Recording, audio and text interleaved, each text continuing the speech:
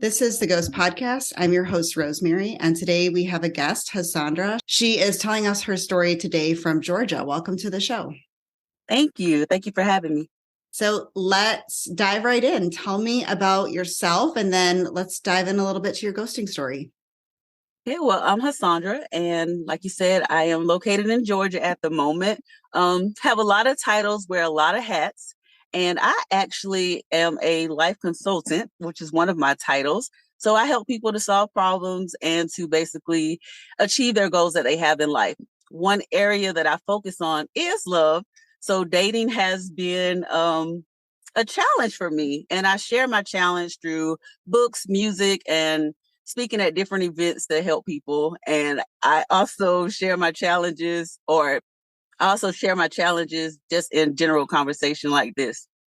Do you think you have challenges because you have a lot of self-awareness about the topic?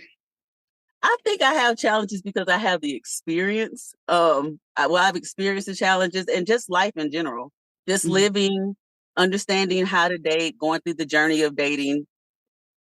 So you're gonna encounter some people that's not so uh, mature when it comes to dating. I'll use that word. Mhm. So what would you say are the biggest challenges that you see? I think some of the biggest challenges that I see or that I've faced are people who are hurt, that's not healed. They want to move on because they want the security, they want the company, they want the conversation, but they don't quite want the relationship and they don't want to invest the energy or the time. That's the biggest thing that I faced in the last relationship that I had, and I would call it the last situationship that I had. Their issue was they didn't. It's not that they didn't like me. It was the fact that they were in love with someone else, so it affected me. And so how did it end? What happened? Oh, of course, it ended with my situationship. Uh, it ended kind of smoothly. With the relationship, it ended rough, but we went back and kind of talked things out because I'm the type of person that don't like to leave a lot of loose ends, and I like closure, which is why the last situation where I got ghosted was a little challenging because I really invested energy there. Yeah. And that is what is so hard about ghosting is not getting that closure when we can get answers to anything today, and to not have that answer just is really hard for people to sometimes just get over that and move on. Mhm. So let's talk about your ghosting. Tell me about how you met your ghost. So I actually met my ghost on a online dating platform. And I was, kind of intrigued by their demeanor, their conversation. So we actually went out on a few dates and had spent some time together. This was like my first time ever experiencing certain activities. So I was like, oh my gosh, this is cool because I'm not the just take me to dinner type girl. I like to have fun, do things that's outside of the box. And they were like that as well. So I'm like, okay, this is cool. So I started catching feelings and, calling, texting, we're communicating. Not as much as I wanted to, but I was like, I don't want to push the issue because of their schedule. I just kind of want to play this cool. We don't want to overlove because I'm a Leo and I'm a lover. I'm a Leo And we also. give, yes, we give so much. So I had learned from my past experiences, take it slow, let them learn you, you learn them. So I'm thinking things are just going great. We went out on a date. The next day I text, no response. I'm like, okay, well, maybe they're working. Next day, no response. Next day, I text again, no response at all. So I am just like, what in the world is going on? Maybe something happened to them. So I said, I'm just going to wait a week. I'm going to wait a week and then I'm going to reach out again and see if they text back. I text, no response. So then I call, no response. I call again I say about 4 or 5 hours later, still no response. I was like, oh my gosh, I think I just got ghosted. And every part of me was hurt. I was really hurt this time. I was hurt in the situation because, like I said, I invested a lot of energy. I let my guard down. I didn't, blame them for anything that anybody done in the past. I had did some self work, some self healing. So I was just So I was surprised by the whole situation, but I had done some self work this time. I had did some self healing, just really learning how to evaluate my feelings. So I really allowed myself to be hurt for a few days and just really process those feelings on the inside before I moved on to another situation. But yeah, that really hurts. That one hit me in the stomach. And I know sometimes from my own experiences is you almost feel sometimes like, are you crazy? Like, are you Mhm. making this up that there was something there? Because when they just disappear like that, you're like, did that really happen? Was that real? Sounds like maybe, did you have some of those same feelings and thoughts? I did. I went back and, like I said, I reviewed, I processed, I evaluated, and honestly, I just could not for the life of me understand. But I had to work and take my own advice and first tell myself, this is not your fault. You didn't do anything wrong. And I actually, the last message that I sent them, I said, I don't know if this is your way of how you end things. I said, but it's your choice how you end things.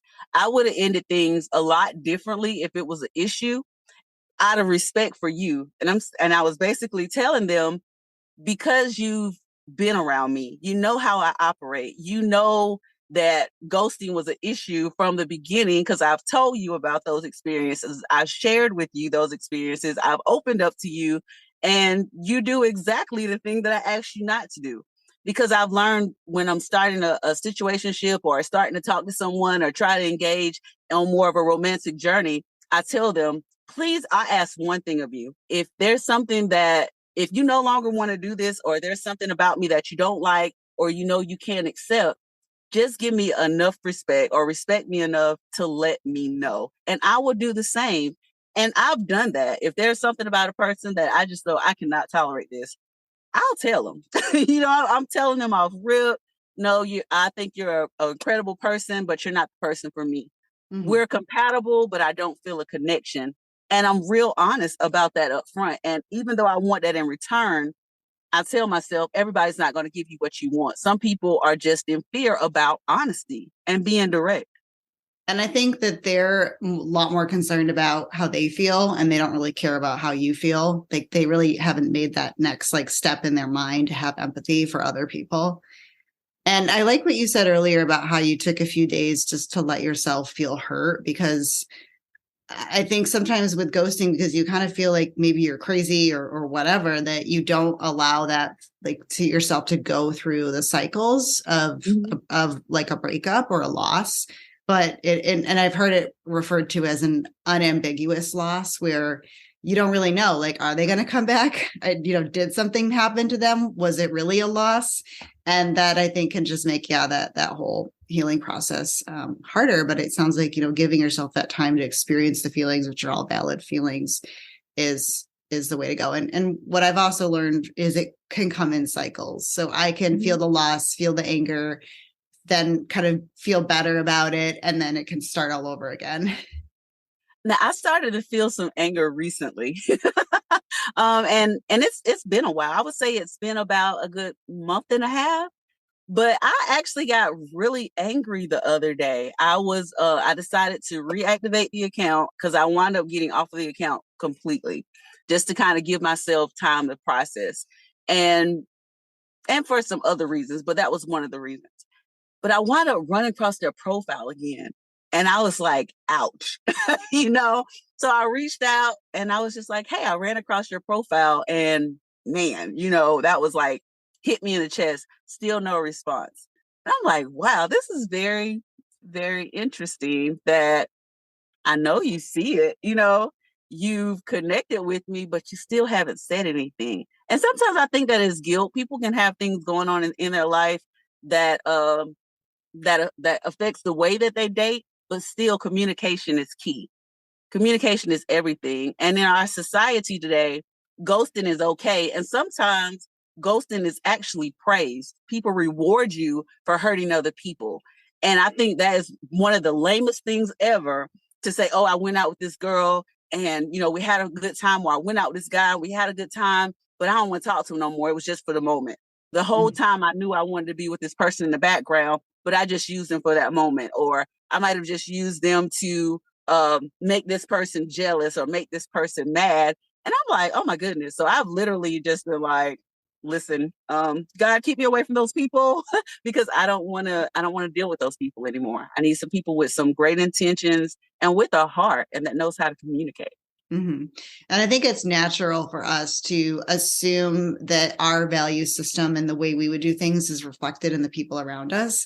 But you have to realize, I think through dating, especially, you learn a lot about yourself and also just the people around you and just the human psychology in general. And that so many people are not capable. We're not all at the same level. And I've done that too, or I'm like, I would never do this. So I don't understand why this person can do this. Well, I was saying a lot of it has to do with the Mhm. background, their character, how they was raised, their environments, and then not healing from past hurts. Yeah, definitely.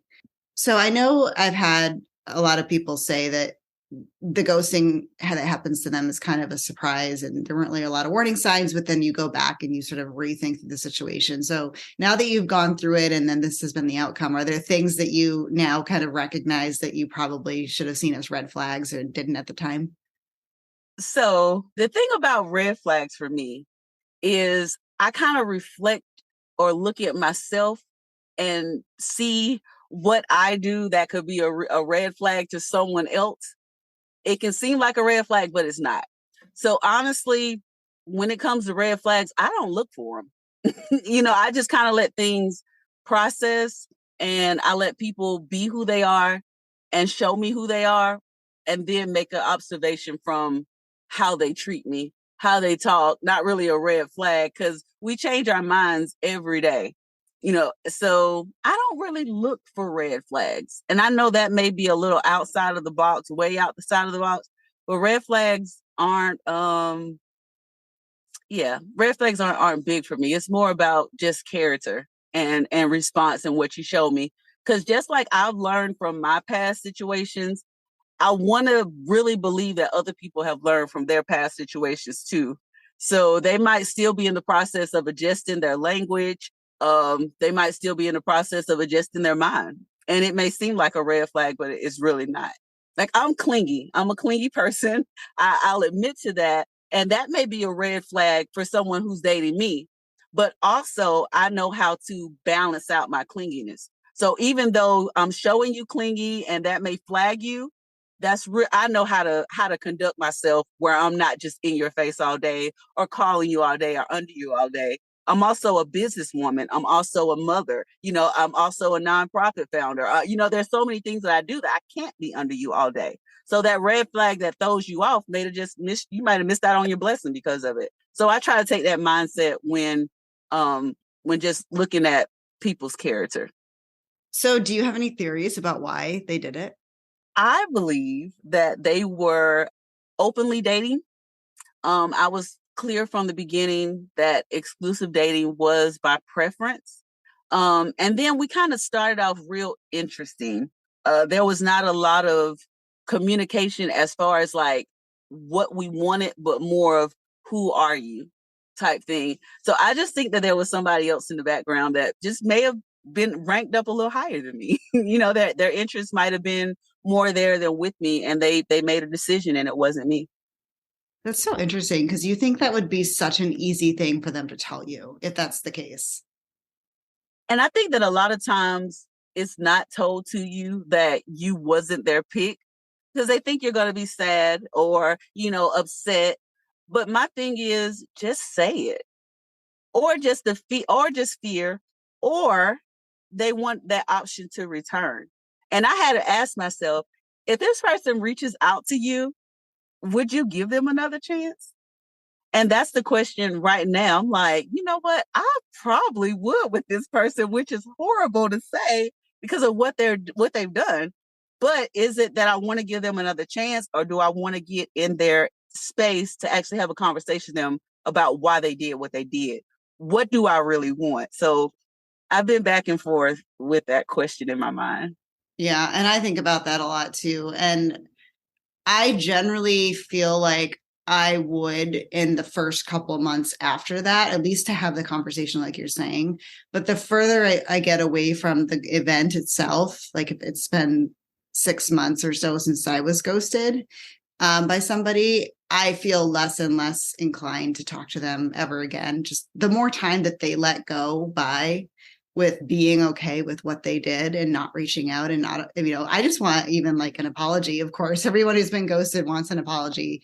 So I'm curious to see how that evolves over time for you, because I definitely like right after it happens, because you like the person, right? That's the thing about it, is there was no like falling out. You didn't necessarily see things in them you didn't like. You liked them and you thought they liked you, and you're still in that mode for a while you're still kind of processing and reconciling what they did versus who you thought they were. Mm-hmm. And that makes a big difference when you have to really divide the two. And another thing that's helped me is just self-love. Just talking to myself, reminding myself of who I am, what I want, what I deserve, what I'm capable of obtaining, and just being able to invest in something that also wants to invest in me, that understands my character, my values, my roles, and actually wants to do what I need them to do while being who they are, not manipulating them to a certain individual. And one other issue that I have is because I play so many titles and I have so many roles, it's kind of, people will date me and they'll see what I do and it's kind of intimidating to them. So they'll stop talking to me.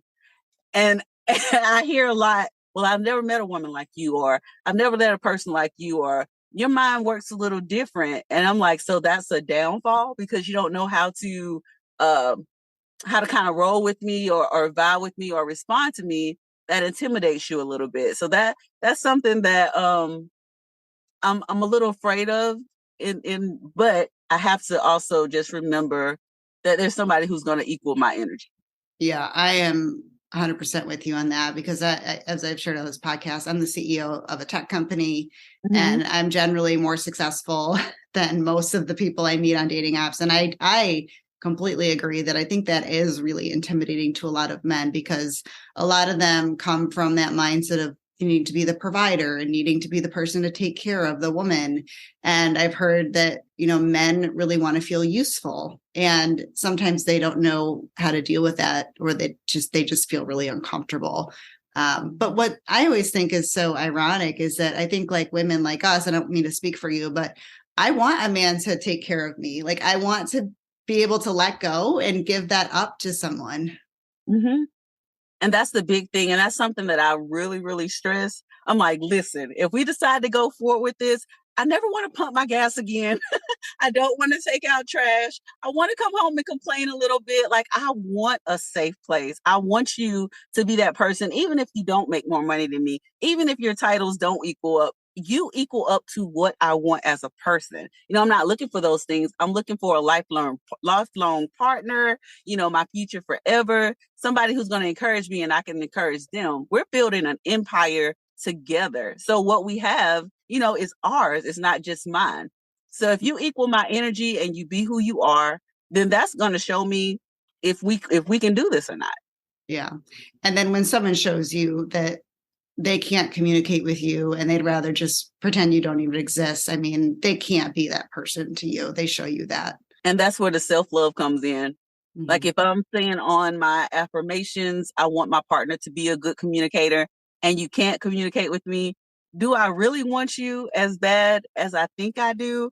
Or do I just not want to let you go because of this feeling of I need an explanation or I need a do-over because I like you as an individual, even though you can't communicate? So who really has a problem? I think that I have the problem because only I can adjust that. And that's just, again, goes to that self-work. You can't change anybody else. The only person you can focus on is yourself. And that's what's helping me through these ghosting situations as I get back out there in the dating field. Because I've only been dating again since November of 2021. So it's been very, very interesting. I've always been in long-term relationships, high school sweetheart. I was married for 6 years. So I've always been in a long-term situation. So this has been a very interesting journey for me. Yeah, same. It's been really great speaking with you. Is there any last piece of advice or words of wisdom you'd like to pass on to the listeners? If I could tell a person that is experiencing ghosting anything right now, it would just be, it is not your fault. Just be who you are, and the person that you desire will come along. Thank you so much for joining me today. Where can our listeners find you? So you can find me by going to www.hashondra.me. And on my website, I also have a link where you can purchase my new book, Unattached: The Final Season. It is my 20-year journey of finding the authentic me in the area of romantic love. I also have where you can set up a one-on-one life coaching session with me, and we can get your dreams achieved by actually designing a customized plan. Thank you for having me. I appreciate it. And listeners, if you have a ghost story you'd like to share, you can reach out to us at theghostpodcaststories@gmail.com. You can find us on Instagram at The Ghost Podcast Stories. You can also find us online at theghostpodcast.com. And if you like this podcast, please leave a review so that others can find this podcast, and hopefully it will help them as well. As always, thanks for listening.